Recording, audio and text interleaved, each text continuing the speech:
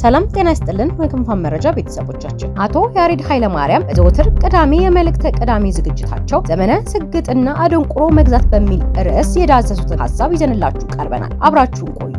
መረጃዎቻችን በየጊዜው እንዲደርሷችሁ ቻናላችንን ሰብስክራይብ በማድረግ የደወል ምልክቷን ይጫኑ። የቀድሞ የኢትዮጵያ ሰብአዊ መብቶች ተሟጋች ማዕከል ዋና ዳይሬክተር የነበሩት የሰብአዊ መብቶች አማካሪና ተመራማሪ አቶ ያሬድ ኃይለማርያም በዘወትር ቅዳሜ የመልእክተ ቅዳሜ ዝግጅታቸው የተለያዩ የሰብአዊ መብት ጉዳዮችን የሚመለከቱ ርዕሰ ጉዳዮችን በስፋት ይዳስሳሉ። በዛሬው የህዳር 27 2018 ዓ.ም የመልእክተ ቅዳሜ ዝግጅታቸው ዘመነ ስግጥና አደንቁሮ መግዛት በሚል ርዕስ ጸረ ግንዛቤ፣ ሳይንስ አላዋቂነት፣ አውደልዳይነትና ሌሎችንም ምሁራዊ የሚመስሉ የድጋፍ ትንታኔዎች የተሰጡበት እንዲሁም መንግስታዊ ድጋፍና ቅቡልነትን ያገኘበትን ሁኔታ ለመዳሰስ ሞክረዋል። እኛም ጽሑፉን እንደሚከተል እናቀርበዋለን።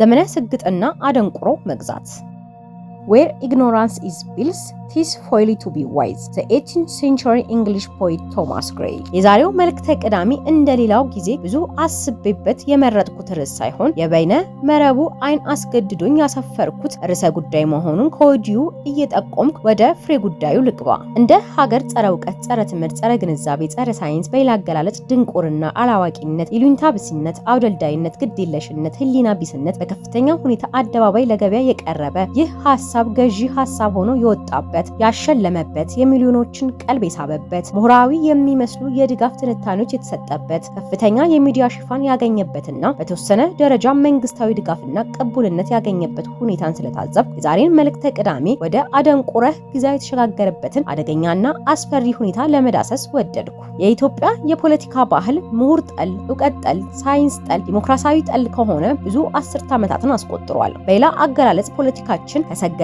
ብዙ አስርት ዓመታትን አስቆጥሯል። በኢትዮጵያ ፖለቲካ ውስጥ ከምሁራን ይልቅ በጡንቻቸው የሚያስቡ ጉልበተኞች ትልቅ ስፍራ አላቸው። በተቃራኒው ምሁራን ሲሳደቡ፣ ሲገደሉ፣ ሲታሰሩ፣ ሲዋከቡና በአደባባይ ሲዋረዱ ነው የሚታየው። ደርግ ምሁር ጠልና የጨካኝ ወታደሮችና አብዮቶች ጥበቃዎች ስብስብ ስለነበር እስር ቤቶቹ ሁሉ በምሁራን የተሞሉ ነበሩ። ደርግን የተካው ወያኔ ሳይውል ሳያድር ነበር ከምሁራን ጋር ጸቡን የጀመረው። ወያኔ የተቀመጠበት የስልጣን ወንበር ሳይረጋ ነበር በመላው ዓለም በእውቀታቸው የተመሰከረላቸውና በአሜሪካና በአውሮፓ ትላልቅ ዩኒቨርሲቲዎች ውስጥ ያስተምሩ የነበሩ 44 የአዲስ አበባ ዩኒቨርሲቲ መምህራንን በቂ እውቀት የላችሁም በሚል በአንዲት ነጠላ ደብዳቤ አባረራቸው። አዎ በኢትዮጵያ ፖለቲካ ውስጥ ድንቁርና ጎጆውን ከቀለሰ ብዙ አስርት ዓመታትን አስቆጥሯል። አዎ ፖለቲካችን ምሁር ሆኖ ሳይንሳዊ በሆነ እውቀቱ እየተመራና እየተመራመረ እውነትንና ለሀገር የሚጠቅም እውቀትን በድፍረት አደባባይ ወጥቶ የሚናገር ምሁር አይፈልግም። እውቀት ከስልጣን የሚመነጭ የሚመስላቸው አምባገነኖች እንዳሻቸው የሚፈነጩበት ሀገር ስለሆነ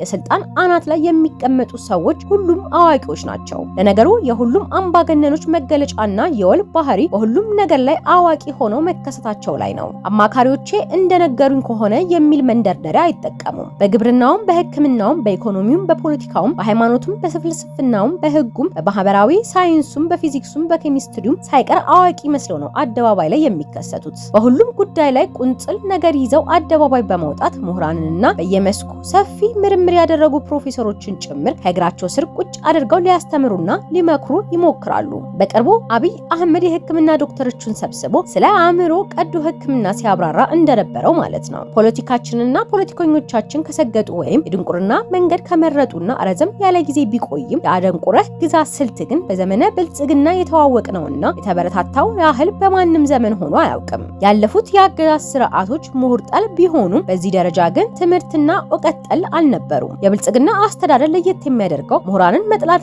መፍራት ላይ ብቻ ሳይወሰን ትምህርትና እውቀትንም አብሮ የመጥላትና ትውልድን ማደንቆር አንድ የአገዛዝ አድርጎ መውሰዱ ላይ ነው። ይህን የምለው ከሰሞኑ የሰግጥ ንቅናቄ ላይ ብቻ ተወስኜ ሳይሆን የአገዛዝ ስርዓቱ ከመጣ ወዲህ አነቃቂ የሚለው ታርጋ የተሰጣቸውና አንዳንዶቹም በአደባባይ በአገዛዙ ስርዓት ሽልማትና እውቅና የተሰጣቸው በርካታ ድንቁርናን፣ ዳተኝነትን፣ ከሀገርና ከማህበረሰብ በፊት ራስንና ረብጣን ማስቀደም አዋጪ መሆኑን በጸሎት የባንክ አካውንታቸውን በሚሊዮን ገንዘብ እንሞላለን የሚሉ ሰባኪያን ያፈራ ብቻ ሳይሆን ሆን ብሎም ያዘመተ ስርዓት ነው። ወጣቱን ትውልድ ከእውቀት፣ ከእውነት፣ ከፍትህ ተቆርቋሪነት፣ ከሀገር ፍቅርና ለማህበረሰብ ጥቅም ተቆርቋሪ ከመሆን በማራቅ በራሱ ጉዳይ ላይ ብቻ እንዲጠመድ ጊዜውም በቧልት በስድብና ንትርክ እንዲያጠፋና በአደባባይ ማህበረሰብን በማዋረድ የማህበረሰቡን እሴቶች በመናድ ምሁራንን በመዘርጠጥና ጠያፍ የሆኑ ነገሮችን በመስራት የሚኮራ ዝናና ሀብት የሚያፈራ ከዛም አልፎ በመንግስት መድረኮች ጭምር የሚሸለም ትውልድ እንዲፈጠር ተደርጓል። እስኪ የሀገሪቱ መከላከያ ሰራዊት የክብር ኒሻን የሸለማቸው የሶሻል ሚዲያ ተጽዕኖ ፈጣሪ የተባሉ ግለሰቦችን ማንነት ዞር ብለን እንቃይ።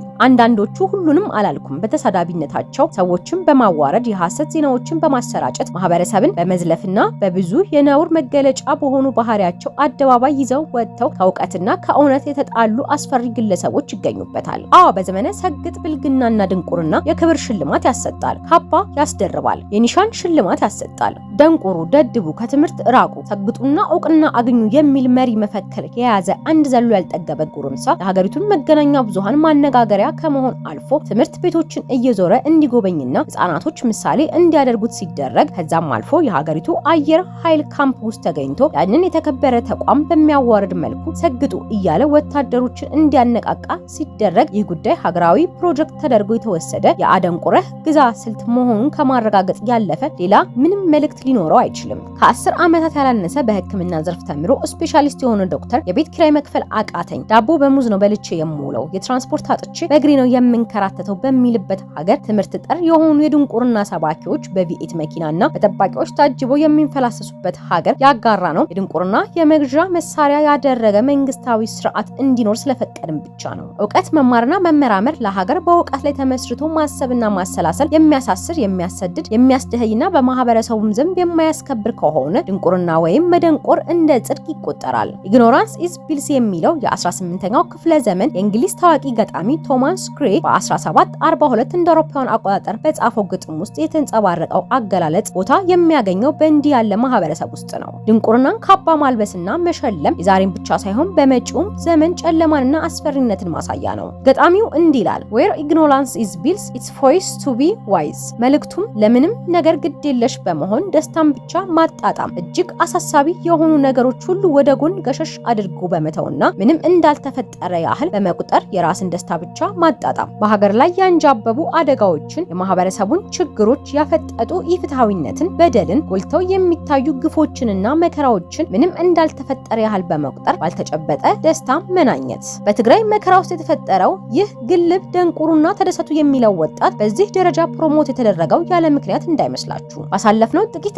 ዓመታት የሀገሪቱ ወጣት በተለይም ጦርነት በተካሄደባቸው እንደ ትግራይ፣ አማራ፣ ኦሮሚያና አፋር ያሉ ክልሎች ውስጥ ያሉ ወጣቶች በጦርነቱ አካላቸውን አጥተዋል። 100 ሺዎች ሞተዋል። ሚሊዮኖች ከትምህርቶቻቸው ተስተጓጉለዋል። ለከፋ ድህነትም ተዳርገዋል። ለአገዛዝ ስርዓቱ እነዚህ ወጣቶች ልክ እንደተጠመደና ሰዓቱን እንደሚጠብቅ ፈንጂዎች ናቸው። በማናቸውም ጊዜ የተጠራቀመው ብሶታቸውን ይዘው አደባባይ ከወጡ የስርዓቱ ዘመን ያከትማል። ስለዚህ እንደ አዶናይ አይነት ወጣቱን በደልህን እርሳ፣ አልተማርኩም ብለህ አትቆዝም፣ ስራ የለኝም ብለህ ራበኝም ብለህ ትምህርትም እድል ተነፈኩ ብለህ ከመንግስት ጋር አትጋጭ። ይልቅንስ ድንቁርናህን አለማወቅህን ተጠቅመህ ማናቸውንም አይነት የነውር አድራጎት ሳይቀር በመፈጸምና እሱንም በድረ መረቡ እያሰራጨህ እውቅናህን አትርፍ፣ ገንዘብም ስራ፣ ሰግጥ እያለ ከህፃናት እስከ አዋቂ ከወታደር እስከ ምሁር ተከታይ እንዲያፈራ የተደረገው ያለ ምክንያት እንዳልሆነ ቆም ብሎ ማሰብ የግድ ይላል። ስገጣ ለአገዛዝ ስርዓቱ ትውልድን የማደንዘዣ ስልት መሆኑን መረዳትም የግድ ይላል። ለማንኛውም የሰግጥ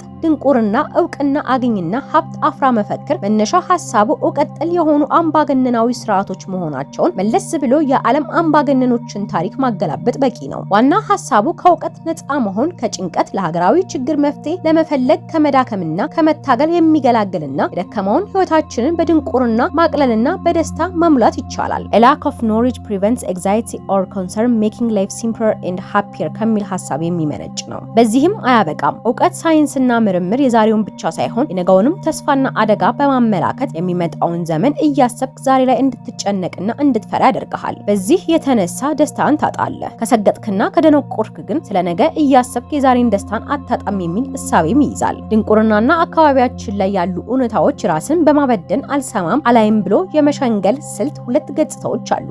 የመጀመሪያው እውነተኛ ያልሆነ ሰላምና ደስታ ይፈጥርልሃል። ከስጋት ቀጠናም በምናብ ደረጃ ያወጣና ሌላ ምናባዊ የሆነ ሁሉ የሞላበት ሰላም የሰፈነበት የደስታ ቅዠት ውስጥ ይከተናል። ልክ ስለሚኖሩባት ዓለም ምንም እውቀት እንደሌላቸውና አካባቢያቸው በአደጋ ተሞልቶ እነሱ በደስታና በጨዋታ እንደተዋጡ ህፃናት ለምንም ነገር ግድ የሌለን ደስተኞች ያስመስለናል። ይህንን ምናባዊ የሚመስል የውሸት ደስታና ፈንጠዛ እንደ መባረክ ቆጥሮ የሚሰብኩ አንቂዎች እንደ ሸን እንዲፈሉ ስለሚደረግ በዘመነ ስግጥና ድንቁርና እንደ ብለሲንግ ተደርጎ ይወሰዳል። ሁለተኛው ገጽታ ግን አፍጥጠውና አግጥጠው የሚታዩ እውነታዎችን እንዳላዩ መምሰል ወይም እንዳልተፈጠሩ መቁጠር ነገሮችን እጅግ እየከፉ እንዲሄዱ ያደርጋል። የብልጽግና ተካፋይ ከሆኑ ትውልድ አደንዛዥ አነቃቂዎች መካከል አንዱ በአዲስ አበባ ጎዳናዎች ላይ እየተጎማለለ ጥጋብ ሊያፈነዳው የደረሱ ጉንጮቹን በገመጠው ዳቦ ሞልቶ ኑሮ ተወደደ እያልክ አታማር፣ ይልቅስ ተነስና ዳቦ በሙዝ ብላ እያለ የጠቅላይ ሚኒስትሩን ምክር ሲያስተጋባ ስታይ የአገዛዝ ስርዓቱ የፈጠራቸው አነቃቂዎች እየተጫወቱ ያሉትን የአደንዛዥነት ሚና